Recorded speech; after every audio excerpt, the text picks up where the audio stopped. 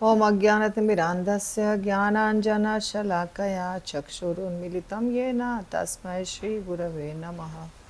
श्रीचैतन्यमनोभीष्टं स्थापितं येन भूतले स्वयं रूपः कदा मह्यं ददाति स्वपदान्तिकं।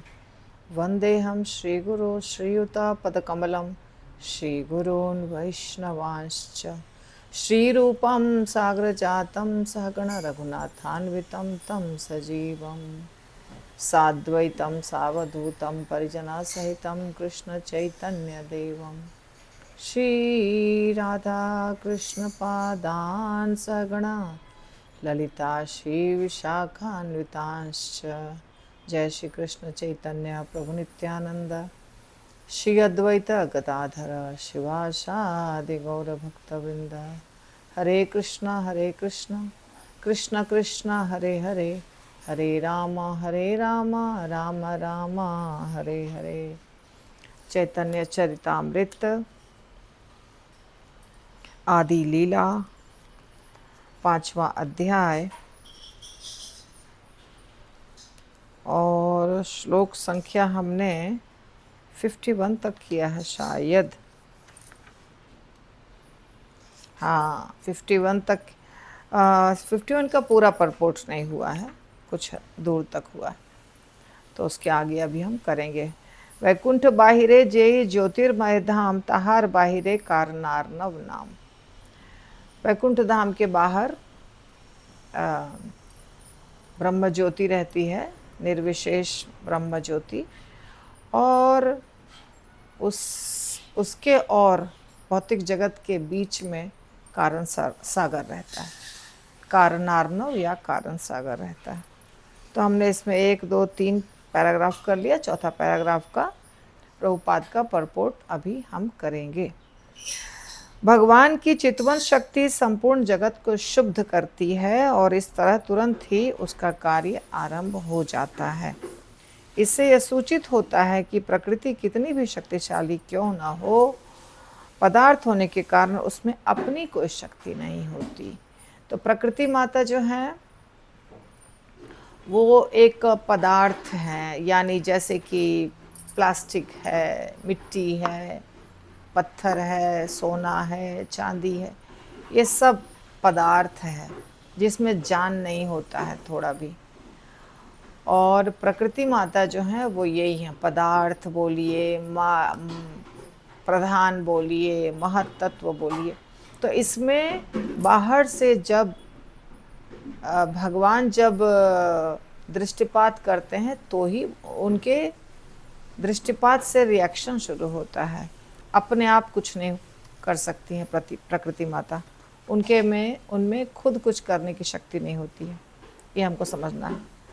उसकी क्रियाशीलता भगवान की कृपा से प्रारंभ होती है और तब संपूर्ण विराट सृष्टि नियमबद्ध रूप में प्रकट होती है। ठीक है ना। तो जब भगवान स्पर्श नहीं करते हैं चित्तवन से, यानी दूर से भगवान जब देखते हैं प्रकृति को, तो प्रकृति में क्रिया शुरू हो जाती है और फिर नियमबद्ध तरीके से सृष्टि का एक नियम है, तो वैसे करके सृष्टि शुरू होती है। गर्भधारण करने वाली स्त्री के दृष्टांत से इस विषय में सहायता मिल सकती है। माता निष्क्रिय रहती है किंतु पिता उसके गर्भ में अपनी शक्ति स्थापित करता है और इस तरह वह गर्भवती हो जाती है। वह अपने गर्भ में शिशु जन्म के घटकों की पूर्ति करती है। इसी प्रकार भगवान भी प्रकृति को सक्रिय बनाते हैं और फिर भी वह विश्व के विकास हेतु घटक प्रदान करती है।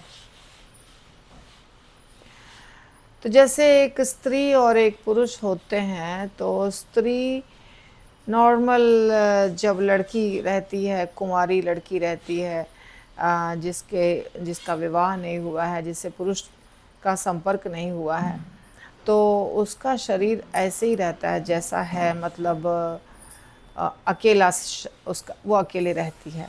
लेकिन एक दिन भगवान की कृपा से विवाह के उपरांत जब उसको पति के साथ संबंध होता है, वो भी भगवान की कृपा से एक नया जीवात्मा उस स्त्री के शरीर में आता है।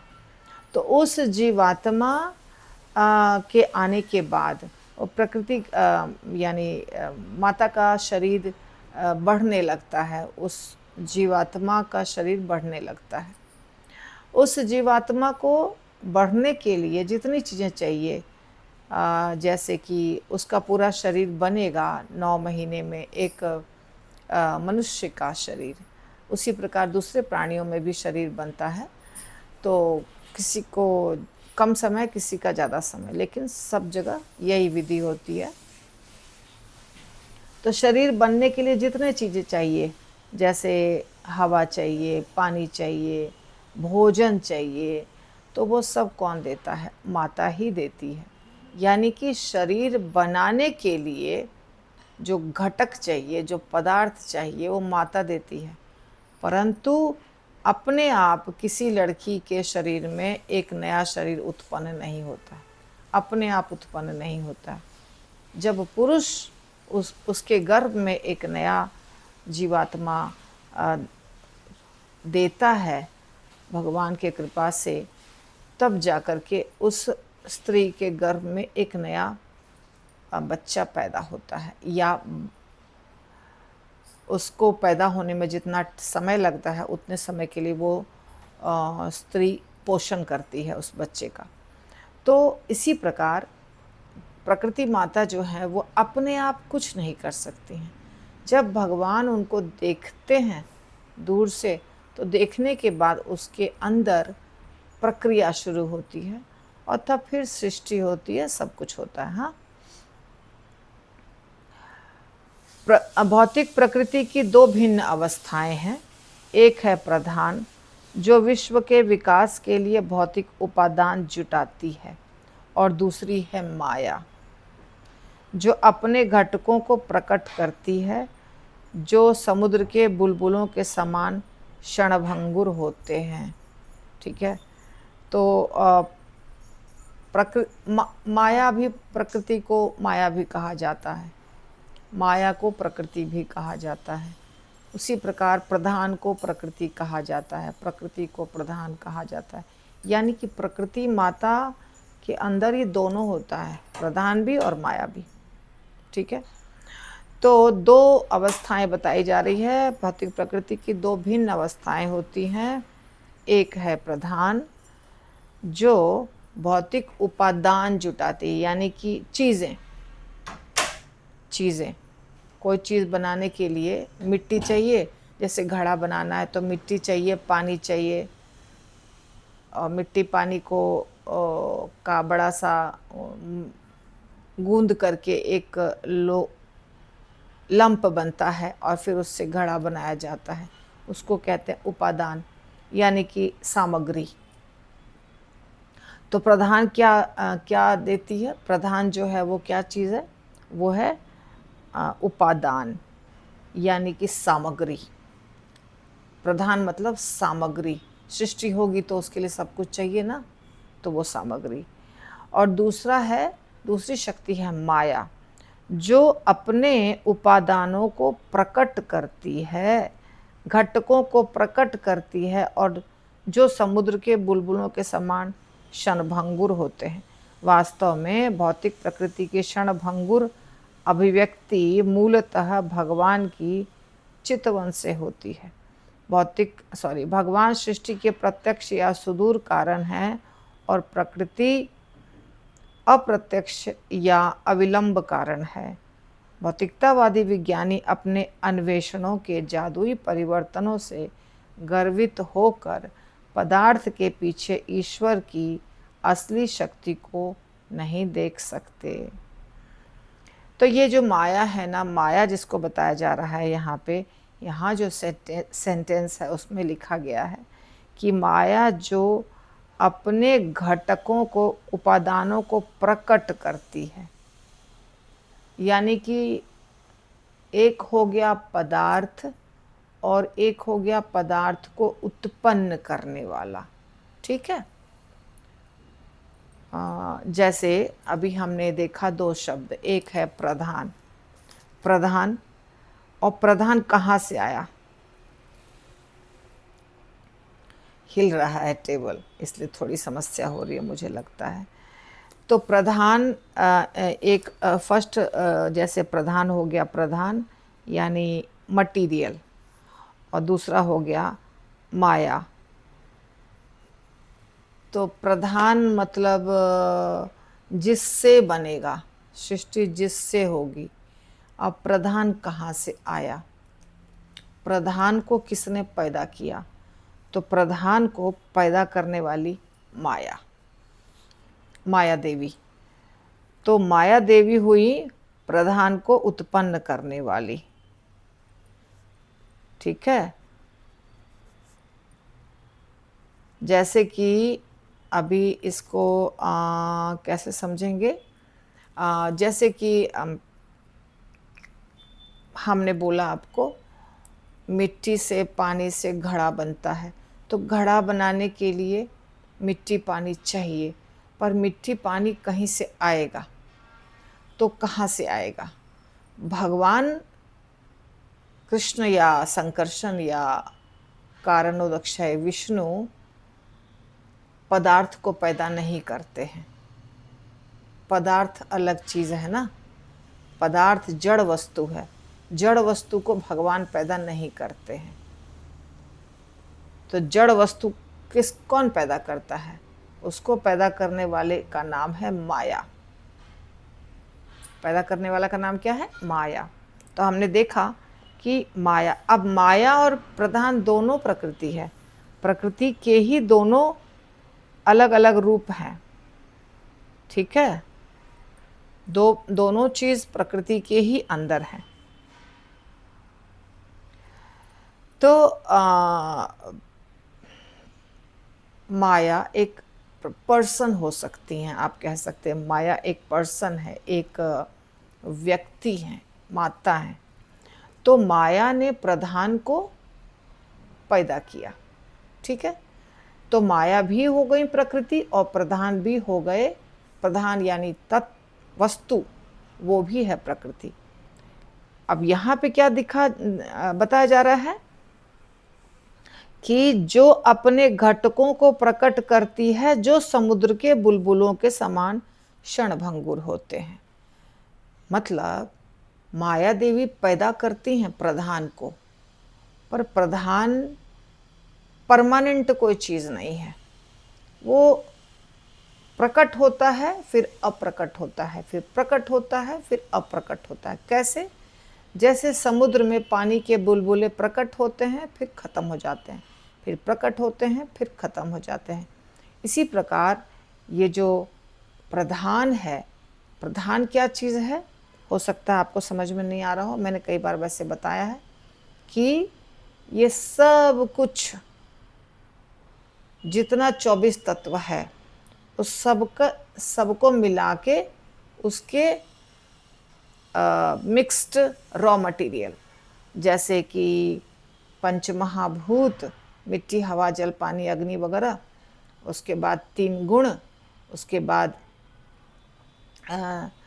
5 कर्मेंद्रियाँ, 5 ज्ञानेंद्रियाँ और उनके विषय, ये सब कुछ मिला के प्रधान बनता है। यानी ये प्रधान से ये सब कुछ पैदा होते हैं, दूसरे शब्दों में। तो प्रधान में सब कुछ रहता है। अब हमने देख लिया, प्रकृति को समझ रहे हैं हम। देखिए बहुत इंपॉर्टेंट टॉपिक है, प्रकृति और भगवान दोनों। भगवत गीता में 5 सब्जेक्ट मैटर हैं समझने के लिए, उसमें एक प्रकृति भी है, एक परमात्मा भी है, प्रकृति भी है, आत्मा भी है, कर्म भी है, काल भी है। तो प्रकृति क्या चीज़ है? बहुत लोग प्रकृति की पूजा करते हैं। प्रकृति क्या चीज़ है? प्रकृति सर्वे सर्वा नहीं हो सकती है, क्योंकि प्रकृति तब तक कार्य नहीं करेगी जब तक भगवान उसको मतलब उसके ऊपर दृष्टिपात नहीं करेंगे। ओके। वास्तव में भौतिक प्रकृति की क्षणभंगुर अभिव्यक्ति मूलतः भगवान के चितवन से होती है। ये पहले भी लिखा, अभी भी, कि प्रकृति कब क्रियाशील हो जाती है? जब भगवान देखते हैं उसको सिर्फ दूर से। और कल मैंने बताया था कैसे दूर से देखते हैं तो कैसे रिएक्शन होता है, कैसे एक्शन होता है शुरू, उसमें एजिटेशन हो जाता है शुरू, एजिटेटेड, प्रकृति माता जो है वो एजिटेट हो जाती हैं और उसके बाद उसमें प्रक्रिया शुरू हो जाती है। तो भगवान सृष्टि के प्रत्यक्ष या सुदूर कारण है और प्रकृति अप्रत्यक्ष या अविलंब कारण है। भगवान सृष्टि करते हैं पर भगवान डायरेक्टली सृष्टि नहीं करते हैं। ऐसे भगवान बैठे और जैसे कुम्हार मिट्टी लेता है, चाक पर रखता है, घुमाता है, लोई को ऐसे ऐसे करता है, थपथपाता है, चाक घुमाता है, फिर हाथ से ऐसे ऐसे करता है और घड़ा तैयार हो जाता है। वैसे भगवान नहीं करते हैं। भगवान के बिना सृष्टि नहीं होगी, पर भगवान सृष्टि अपने हाथ से, पैर से, अपने शरीर से नहीं करते हैं। इसीलिए भगवान को क्या कहा जा रहा है? सुदूर कारण। यानी वो दूर में बैठे बैठे प्रकृति माता को देखते हैं, फिर प्रकृति माता सृष्टि करती हैं। और प्रकृति माता कैसे सृष्टि करती हैं? दो कारण है उसके। और प्रकृति माता दो हिस्से में है, यानी एक स्वयं प्रकृति माता और एक उनके द्वारा उत्पन्न की गई चीज़ें। प्रकृति माता और उत्पन्न की प्रकृति माता को आप माया कह सकते हैं। उत्पन्न की गई चीज़ें क्या हुई? यही सब 24 तत्व जो देव माता अदिति को कपिल मुनि ने बताया है, वही 24 तत्व, जिसको क्या कहा जाता है? एक अलग नाम है आजकल मेरा, बाद में सांख्य योग। बाद में सुबह मैंने श्लोका याद कोशिश किया, जैसे मोबाइल बंद किया याद आ गई श्लोका, कर्मण्येवाधिकारस्ते, पर जब क्लास दे रही थी तो नहीं याद आई। तो इसी प्रकार आजकल ऐसे होता है। तो सांख्य योग जो है वही 24 तत्व का वर्णन करता है। तो वो 24 तत्व प्रकृति माता उत्पन्न करती है, जिनको हम प्रधान कहते हैं। ठीक है, तो वो हो गई अप्रत्यक्ष या अविलंब कारण। भौतिकतावादी विज्ञानी यानी विज्ञानी मतलब वैज्ञानिक अपने अन्वेषणों के जादुई परिवर्तनों से गर्वित होकर पदार्थ के पीछे ईश्वर के असली शक्ति को नहीं देख पाते, है ना। हमें क्या दिखाई देता है? हमें सिर्फ बाहर की चीज़ दिखाई देती है। कोई भी चीज़ आप देखिए, ताजमहल आप देखिए, ताजमहल इतना सुंदर, ताजमहल दुनिया का 7वां आश्चर्य है, ताजमहल ये, ताजमहल वो। ताजमहल को बनाया किसने? एक भी व्यक्ति दिखाई दे रहा है? नहीं, उसको किसी ने बनाया, तो बनाने वाला दिखाई नहीं देता है। यहाँ तक कि भगवान कहते हैं कि ये जो पूरा जगत है ये मेरे ऊपर उसी प्रकार आश्रित है जिस प्रकार एक हार में मोती पिरोया रहता है और धागा के ऊपर सब मोती रहता है। मोती तो दिखता है, धागा नहीं दिखता है। इसी प्रकार पूरा जगत मेरे ऊपर आश्रित है। पूरा जगत तो दिखाई दे रहा है, पर जिसके ऊपर आश्रित है वो नहीं दिखाई दे रहे हैं। भगवान नहीं दिखाई दे रहे हैं, पर भगवान के बिना जगत एक सेकंड भी नहीं टिकेगा। ये सच्चाई है। तो वैज्ञानिकों को कैसे दिखाई देंगे? दिखाई देने के लिए अपने अंदर में भक्ति भावना, श्रद्धा, प्रेम इत्यादि चाहिए, तब भगवान दिखाई देते हैं। ऐसे भगवान दिखाई नहीं देते हैं। दिव्य दृष्टि से भगवान दिखाई देते हैं, दिव्य भाव से भगवान समझ में आते हैं, दिव्य चक्षु से दिखाई देते हैं। भौतिक चक्षु से, भौतिक सोच से भगवान कभी नहीं मिलेंगे। तो जीवन लक्ष्य को, इसलिए जीवन की जादूगरी लोगों को मानव जीवन के लक्ष्य तक न पहुंचाकर ईश्वर विहीन सभ्यता की ओर ले जा रही है। जीवन लक्ष्य को न पाकर भौतिकतावादी लोग आत्मनिर्भरता के पीछे दौड़ लगाते हैं। उन्हें यह पता ही नहीं कि ईश्वर की कृपा से भौतिक प्रकृति पहले से ही आत्मनिर्भर है। इस प्रकार सभ्यता के नाम पर प्रभूत वितंडा उत्पन्न करते हुए लोग प्रकृति की सहज आत्मनिर्भरता में असंतुलन उत्पन्न करते हैं। तो बहुत कुछ लिखा है प्रभुपाद ने। हमने बेसिकली आपको ये एक्सप्लेन किया कि भगवान की इतनी इम्पॉर्टेंट शक्ति जो प्रकृति माता है वो किस प्रकार कार्य करती हैं और वो कौन है और कैसी हैं। छोटे में, बड़ा तो एक्सप्लेन नहीं कर सकती हूँ। तो आज का क्लास यहीं होगा और इसको हम कल कंटिन्यू करेंगे। श्रील प्रभुपाद की जय।